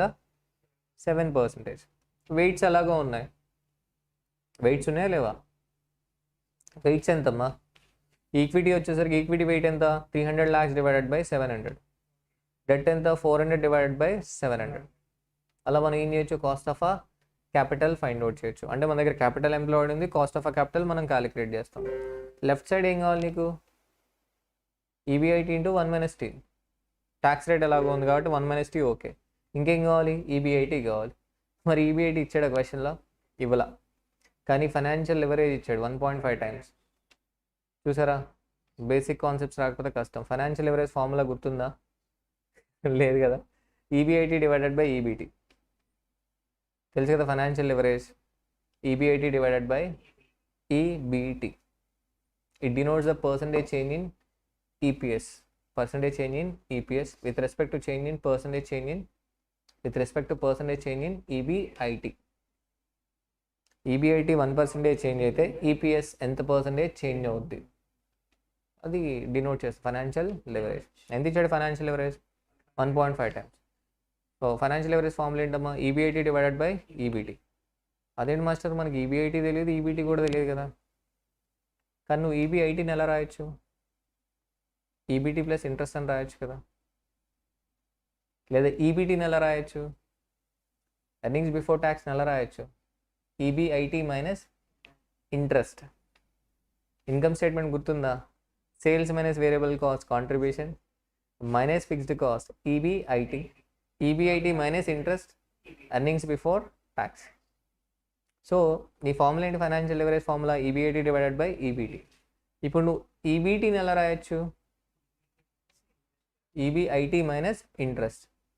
నీకు ఇంట్రెస్ట్ తెలుసు కదా, 10% డిబెంచర్స్ 400 lakhs అంటే ఇంట్రెస్ట్ ఎంతమ్మా 40 lakhs. అర్థమైందా? సో అలా నువ్వేం చేయొచ్చు, ఈబీఐటీ ఫైండ్ అవుట్ చేయొచ్చు. చూడండి, economic value added is equal to EBIT into 1 - t minus capital employed into weighted average cost of a capital. మీకు అర్థమైందా? దీనిలోంచి net operating profit after tax నుంచి ఏం మైనస్ చేస్తున్నాం, కాస్ట్ ఆఫ్ ఫండ్స్ మైనస్ చేస్తున్నాం. So financial leverage is equal to formula ఏంటమ్మా, EBIT divided by EBT ఎంతమ్మా 1.5. ఈబీఐటీని ఎలా రాద్దాం, ఈబీటీ ప్లస్ ఇంట్రెస్ట్. లేదా నీకు నచ్చకపోతే ఈబీఐటీ అలాగే ఉంచి ఈబీటీని ఎలా రాస్తావు, ఈబీఐటీ మైనస్ ఇంట్రెస్ట్ అలా కూడా రాయొచ్చు. సాల్వ్ చేసి మొత్తానికి ఈబీఐటీ ఫైండ్ అవుట్ చేస్తే ఎంత వచ్చింది, 120 lakhs. అర్థమైందా? అంటే ఈ క్వశ్చన్లో నీకు ఫస్ట్ స్ట్రైక్ అవ్వాల్సింది ఏంటి, financial leverage formula EBIT by EBT. అక్కడితో అయిపోయిందా?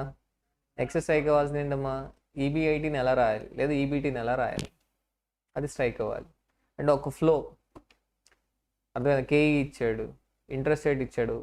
సో ఫస్ట్ నువ్వు కేఈ ఉంది కాబట్టి కేడీ ఫైండ్ అవుట్ చేయాలి, వెయిట్స్ ఉన్నాయి, cost of a capital find out చేయాలి, అది కూడా కదా.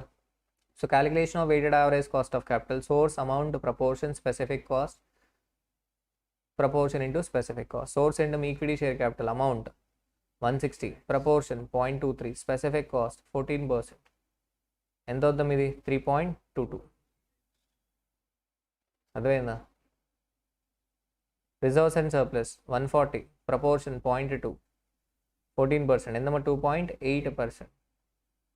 అంతే కదా. Cost of reserves and surplus equal to cost of equity.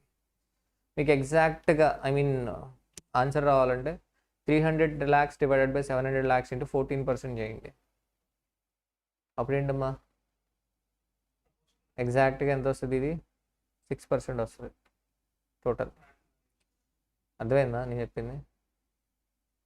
7 multiple ఉంది కదా కింద, డివైడ్ బై 700 ఉంది కదా, అక్కడ 14 కూడా అదే డివైడ్ బై 7 చేస్తే ఎంత వస్తుందమ్మా 2. సార్ చూడండి 400 lakhs 0.57, ఇక్కడ ఎంతమ్మా 7%, ఎంత మీది 3.9 అంటే నథింగ్ బట్ 4%. ఓవరాల్గా చూసుకుంటే ఎంత వచ్చిందమ్మా 10%. ఓకే, ఇప్పుడు ఎకనామిక్ వాల్యూ యాడెడ్ ఎంత అవుద్ది, 120 ఇంటూ 1 - 0.3 మైనస్ 700 ఇంటూ 10%. ఇది net operating profit after tax. దానిలోంచి ఏం మైనస్ చేసాం, cost of funds capital. So 14 lakhs economic value added. పాజిటివా నెగిటివా, పాజిటివ్, ఇబ్బంది లేదు. నెక్స్ట్ క్వశ్చన్ నెంబర్ 8 చూడండి. ఇది కూడా simple question, economic value added. ఇది మీరు ట్రై చేస్తే బాగుంటుంది, సింపుల్ క్వశ్చన్, బట్ అయినా నేను చెప్తాను, మీరు వీడియో ప్రాసెస్ ట్రై చేయండి, తర్వాత చూసుకోండి. RST Limited's current financial year's income statement reported its net income. ఎండం ఇది నెట్ ఇన్కమ్. నెట్ ఇన్కమ్ అంటే ప్రాఫిట్ ఆఫ్టర్ ట్యాక్స్, PAT ఇచ్చాడు. The applicable corporate income tax rate is 30%. అంటే నువ్వేం చేయాలి, ఇప్పుడు first profit before tax calculate చేయాలి, దానికి ఇంట్రెస్ట్ యాడ్ చేస్తే అప్పుడు ఈబీఐటీ వస్తుంది. ఆ తర్వాత నువ్వు ఏం చేస్తావు, ఈబీఐటీ ఇంటూ 1 - ట్యాక్స్ రేట్ చేయి, అప్పుడు నీకు net operating profit after tax వస్తుంది. Okay, so following is the capital structure of RST Limited at the end of the current financial year. Debt ఇచ్చాడు, కూపన్ రేట్ ఎంత 11%, equity share capital 125, invested capital 165. Following is data is given to estimate cost of equity capital. Beta of RST 1.36, risk free rate ఎంత 8.5%, average market risk premium 9%, excess of return on market portfolio over risk free rate. అంటే ఏమి ఇచ్చాడమ్మా, RM - RF ఇచ్చాడు, RM - RF. Simple. ఇది ఎందుకు ఇచ్చాడు చెప్పండి, CAPM method use చేసి నువ్వేం ఫైండ్ అవుట్ చేయడానికి, కేఈ ఫైండ్ అవుట్ చేయడానికి. కేఈ ఎలా వస్తుంది, RF plus RM - RF into beta. నీ దగ్గర బీటా ఉంది, RF ఉంది, RM - RF. సింపుల్. అర్థమైందా, చెప్పింది అర్థం అవుతుందా?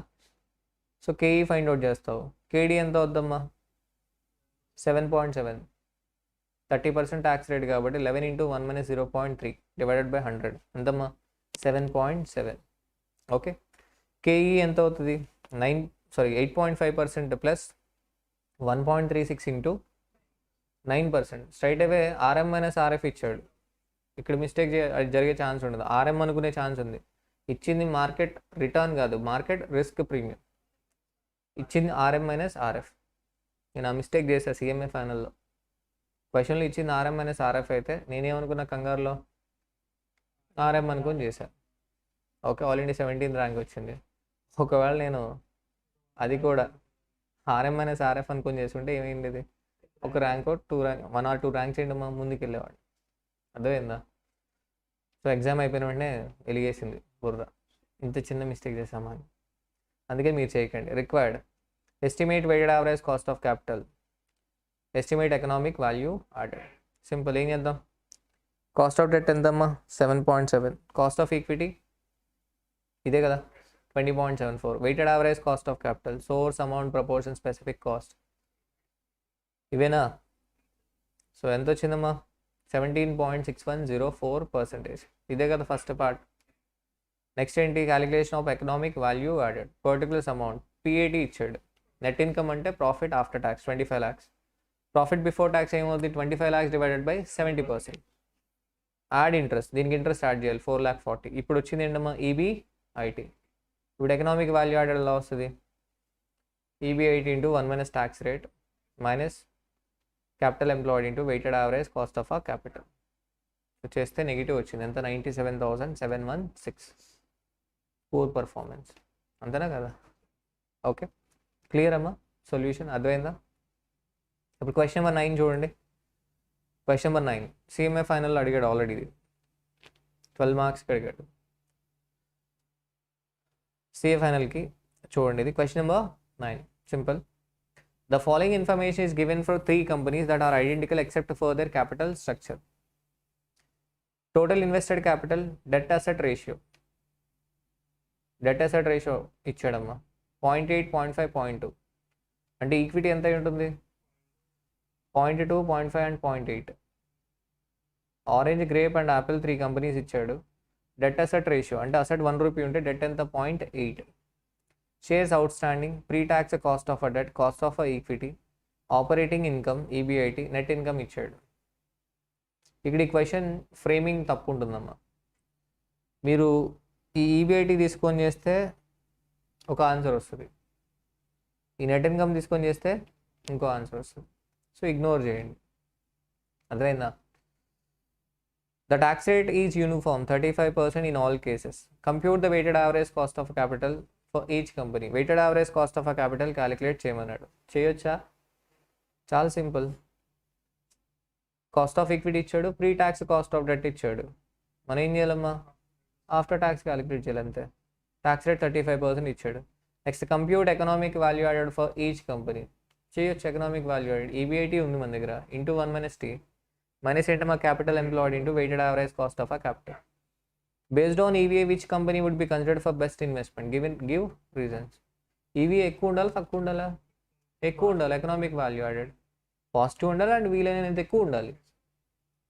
Next, if the industry P ratio is 11, estimate the price for the share of each company. Already మన దగ్గర నెట్ ఇన్కమ్ ఇచ్చాడు కదా, ప్రాఫిట్ ఆఫ్టర్ ట్యాక్స్. ఏం చేద్దాం మనం? Earnings per share find out చేస్తాం, ఇంటూ పీ రేషియో చేస్తే మార్కెట్ ప్రైస్ వస్తుంది. అంతే simple. Calculate the estimated market capitalization for each of the companies. Market capitalization ఎలా వస్తుంది? Number of shares into market price per share. అంతే simple question అమ్మా. కానీ ఏంటి, ఎన్ని కంపెనీస్ ఇచ్చాడు ఇక్కడ? 3 కంపెనీస్. అదే డిఫరెన్స్ అంతే. Calculation of weighted average cost of a capital. Orange, source, amount, proportion, specific cost. కష్టపడి అన్నీ తీసుకుందాం. ప్రపోర్షన్ 0.8, స్పెసిఫిక్ కాస్ట్ ఎంత అవుతుంది ఇక్కడ? 10.4. అర్థమైందా? ఏం చేశాను నేను? 10.4 ఎలా వచ్చింది? Pre tax cost of a debt into 1 minus 0.35. So ఎంత వచ్చిందో? 13.52. అలాగే గ్రేప్ క్యాలిక్యులేట్ చేస్తున్నాం. దీనిలో ఉన్న స్పెసిఫిక్ ఉందా పాయింట్? ప్రీ ట్యాక్స్ ఇచ్చాడు కాస్ట్ ఆఫ్ డెట్, దాన్ని ఏం చేస్తాం మనం? ఆఫ్టర్ ట్యాక్స్ క్యాలిక్యులేట్ చేసి వెయిటెడ్ యావరేజ్ చేస్తాం. అంతే సింపుల్. అలాగే యాపిల్ ఫైండ్ అవుట్ చేసాం. ఎంతమ్మా యాపిల్? చెక్ చేసుకున్న యాపిల్ ఎంత? 17.95%. అంతేనా కదా? ఓకే, దీనిలో లేదా problem. So old syllabus practice ప్లాన్లో ఉంది ప్రాబ్లం, టెన్షన్ తీసుకోకండి. ఇది మన సిఏ ఫైనల్ బుక్లో ఉంది ప్రాబ్లం, అలాగే సిఎంఏ ఫైనల్ బుక్లో కూడా ఉంది, ఎగ్జామ్లో రావచ్చు.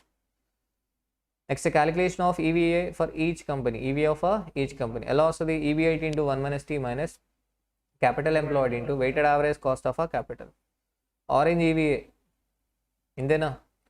25,000 into 1 minus 0.35 minus 1 lakh into 13.52. మీరే చెప్పండి ఏది best? Economic value added point of వ్యూలో ఆరెంజ్ బెటర్. క్లియర్ కదా? Based on EVA orange company would be considered for best investment. Reason for higher EVA, higher debt proportion. Higher EVA ఎందుకు వచ్చిందమ్మా? Higher debt proportion, lower weighted average cost of a capital. Debt proportion ఎక్కువ ఉండడం వల్ల weighted average cost of capital reduce అయింది, దానివల్ల economic value added increase అయింది. Calculation of price per share of each company, particulars orange, grape, Apple. ఇక్కడ మీరు EBIT నుంచి start అయితే ఆన్సర్ డిఫరెంట్ వస్తుంది. అసలు ఈబీఐటీ నుంచి ఎందుకు స్టార్ట్ అవ్వాలి? నాకు స్ట్రైట్ ఏమి ఇచ్చాడు? నెట్ ఇన్కమ్ ఇచ్చాడు కదా, అదే తీసుకుందాం. నెట్ ఇన్కమ్ ఇచ్చాడు, nothing but profit after tax. ఇప్పుడు ఏం చేయాలి దీన్ని? ప్రిఫరెన్స్ షేర్ క్యాపిటల్ ఉందా? లేదు కదా క్వశ్చన్లో. కాబట్టి నెంబర్ ఆఫ్ షేర్స్, ఈపీఎస్. ఇప్పుడు ఏం చేద్దాం? ఈపీఎస్ని ఇంటూ పీ రేషియో, ఇదే కదా మార్కెట్ ప్రైస్ పర్ షేర్, అంతేనా? చెప్పడానికి ఏమైనా ఉందా దీనిలో? No. Next calculation of market capitalization for each company, particulars orange, grape and apple. MPS into number of shares. Clear అమ్మా? ఇది market capitalization of each company. దీనిలో ఏమైనా స్పెషల్ పాయింట్ ఉందా? Simple question. Economic value added సింపుల్గా ఉందా? Clear కదా? Last question చూడండి, question number 10. This is not related to economic value added. Problem ఉందంటమ్మా సిఏ ఫైనల్ స్టడీ మెటీరియల్లో. ఆ బాబు చూసుకోకుండా మళ్ళీ నన్ను బ్లేమ్ చేశాడు. సరే ఊరికే సరదా కదా. నెట్ ఇన్కమ్ నేను తీసుకున్నాను, బుక్లో అయితే ఇవ్వలేదు. బుక్లో ఏంటమ్మా ఈబీఐటీ ఇచ్చాడు, అంటే ఈబీఐటీ నుంచి ఈపీఎస్ క్యాలిక్యులేట్ చేశాడు, అంతేనా? ఈబీఐటీ నుంచి ఇంట్రెస్ట్ మైనస్ చేసి earnings before tax minus tax, అంతేనా? అలా వచ్చాడు. సరే చిన్న చిన్న చేంజ్ అంతే, అడ్జస్ట్ అయిపోయింది, ఏం కాదు. క్వశ్చన్ నెంబర్ 10 చూడండి అన్న. The Nishan limited has 35,000 shares of a equity stock outstanding with a book value of rupees 20 per share. 35,000 shares ఉన్నాయి, బుక్ వాల్యూ ఎంతమ్మా? 20 per share. అంటే టోటల్ బుక్ వాల్యూ ఎంత? 7 lakhs. It owes debt rupees 15 lakhs. 15 lakhs debt ఉంది, book value ఏమో 7 lakhs. So det ఎంత? 15 lakhs at an interest rate of 12%. Selected financial rates results are as follows. Income and cash flow. EBIT ఎంత ఉందమ్మా? 80,000. Interest ఎంత? 1,80,000. అంటే 15 lakhs into 12%. EBT ఎంత? Earnings before tax negative 1 lakh. Tax 0 అన్నాడు, జనరల్గా అయితే tax savings ఉండాలి, 0 తీసుకున్నాడు. అర్నింగ్స్ ఆఫ్టర్ ట్యాక్స్ ఎంత? 1 lakh నెగిటివ్. డిప్రిషియేషన్ 50,000 యాడ్ చేశాడు. ప్రిన్సిపల్ రీపేమెంట్ 75,000 మైనస్ చేస్తే క్యాష్ ఫ్లో ఎంత ఉంది? 1,25,000 నెగిటివ్ ఉంది. డెట్ ఏమో 15 lakhs, ఈక్విటీ ఎంతమ్మా? 7 lakhs. టోటల్ ఎంత? 22. వీడేమంటున్నాడు? Restructure the financial line items shown assuming a composition in which creditors agree to convert 2/3 of their debt into equity at its book value. Creditors ఏంటమ్మా? They have agree to convert 2/3 of their debt into equity at book value. అంటే 15 lakhs ఉంది కదా debt, దానిలో 2/3 ఎంత? 10 lakhs. ఆ 10 lakhs debt ఈక్విటీగా convert అయిపోద్ది. అయితే ఏమవుద్ది? డెట్ ఏమో 5 lakhs అవుద్ది, ఈక్విటీ ఎంత అవుద్ది? 17 lakhs అవుద్ది. అర్థమైందా? వీడేమన్నాడు? Restructure the financial line items. Restructure the financial line items.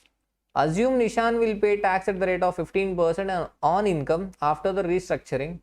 And the principal repayments are reduced proportionately with debt. అంటే ప్రిన్సిపల్ రీపేమెంట్ కూడా ఏంటి? ప్రపోర్షనేట్గా రెడ్యూస్ అవుద్ది, అంటే 2/3 రెడ్యూస్ అవుద్ది. Okay, restructure the financial line items అన్నాడు. అంటే ఈ లైన్ ఐటమ్స్ ఎలా చేంజ్ అవుతాయో అడిగాడు. సింపుల్. డెట్ ఎంత అవుద్దమ్మా? 5 lakhs. ఈక్విటీ ఎంత? 17. ఓకే, అది పక్క పెట్టే. ఈబీఐటీ 80,000 కదా, ఓన్లీ క్యాపిటల్ స్ట్రక్చర్ మారింది అంతే. బట్ నీకు వచ్చే ఇన్కమ్ మాత్రం ఏంటి? నీ ఇన్వెస్ట్మెంట్ సేమ్ కాబట్టి నీకు వచ్చే ఈబీఐటీ అయితే సేమ్ 80,000. ఇంట్రెస్ట్ ఎంతమ్మా 1,80,000 ఉండదు ఈసారి 60,000. 5 lakhs పైన 12%, 60,000. నీ ఎర్నింగ్స్ బిఫోర్ ట్యాక్స్ ఎంత వస్తుంది ఈసారి? 20,000 వస్తుంది. ట్యాక్స్ ఎంత పే చేయాలి? 15%. 3,000 ట్యాక్స్ పే చేస్తే 17,000 ఏంటమ్మా అర్నింగ్స్ ఆఫ్టర్ ట్యాక్స్ 17,000. దానికి డిప్రీషియేషన్ యాడ్ చేయాలి 50,000 డిప్రీషియేషన్ యాడ్ చేస్తే 67,000. దానిలోంచి ప్రిన్సిపల్ రీపేమెంట్ ఎంత? 75 కాదు, 2/3 తగ్గిపోద్ది, ప్రపోర్షనేట్గా రెడ్యూస్ అవుతుంది అన్నాడు, అంటే 25,000. సో 67లోంచి 25 తీసేస్తే ఎంతమ్మా మిగిలేది? 42 32? 65,000 మైనస్ ఏంటమ్మా 25,000. సరే 67,000 మైనస్ 25,000 ఎంత? 42,000. సో క్యాష్ ఫ్లో ఎంత ఈసారి? 42,000. అంటే డెట్ని ఈక్విటీగా కన్వర్ట్ చేయడం వల్ల పాజిటివ్ అయిపోతుంది. సరే, who will control the company and by how big a margin after the restructuring? Who will control the company అంటే ఆబ్వియస్లీ ఏంటి, క్రెడిటార్సే కంట్రోల్ చేస్తారు. ఈక్విటీ 7 lakhs అమ్మ ఇప్పుడు ఉంది, తర్వాత ఎంత అవుద్ది? 17 అవుద్ది. మరి 17లో 10 lakhs ఎవరిది? క్రెడిటార్స్దే కదా, మెజారిటీ వాళ్ళది ఉంది. వాళ్ళది ఎంత ఉంది పర్సంటేజ్? 10 lakhs divide by 17. వాళ్ళే చూసుకుంటారు కదా మరి. Okay, solution statement showing financial line items after restructuring. Simple, అంతే. క్లియరా? క్యాపిటల్ క్వశ్చన్ అర్థం కాకపోవచ్చు ఫస్ట్ టైం చదివినప్పుడు. రీస్ట్రక్చర్ ద లైన్ ఐటమ్స్ అన్నాడు, ప్రపోజల్ వర్కౌట్ అయితే ఇదే కదా, ఇంకేమైనా ఉందా? సింపుల్, అర్థమైందమ్మా. నెక్స్ట్ పార్ట్ ఏంటి? Percentage of control held by creditors 10 lakhs divide by 17, 58.82%. Control ఎవరు? Creditors will control the company, ఎందుకని 58.82% ఉంది.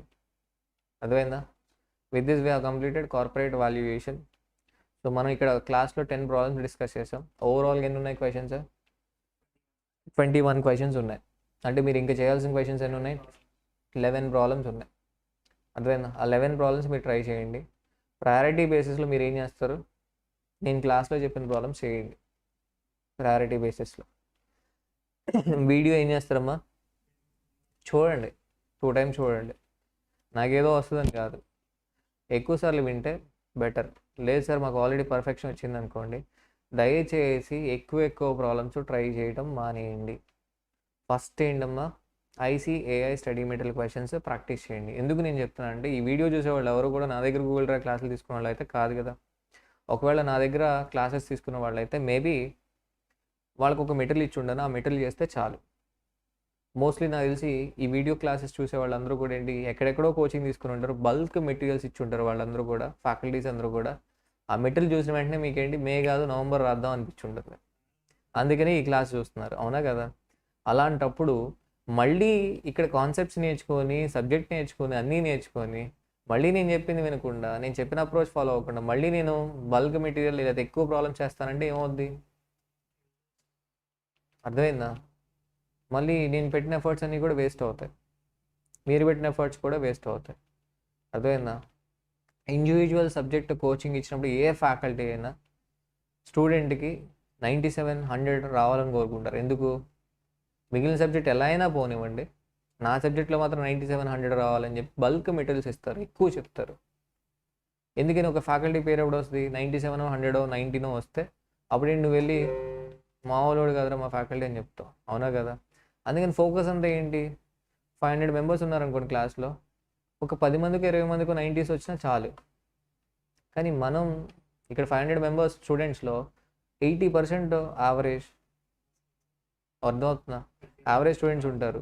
ముందు రోజు మొత్తం కవర్ చేయలేని వాళ్ళు ఉంటారు. ప్రిపరేషన్ స్టార్ట్ చేసేటప్పుడు భయంగా స్టార్ట్ చేస్తారు.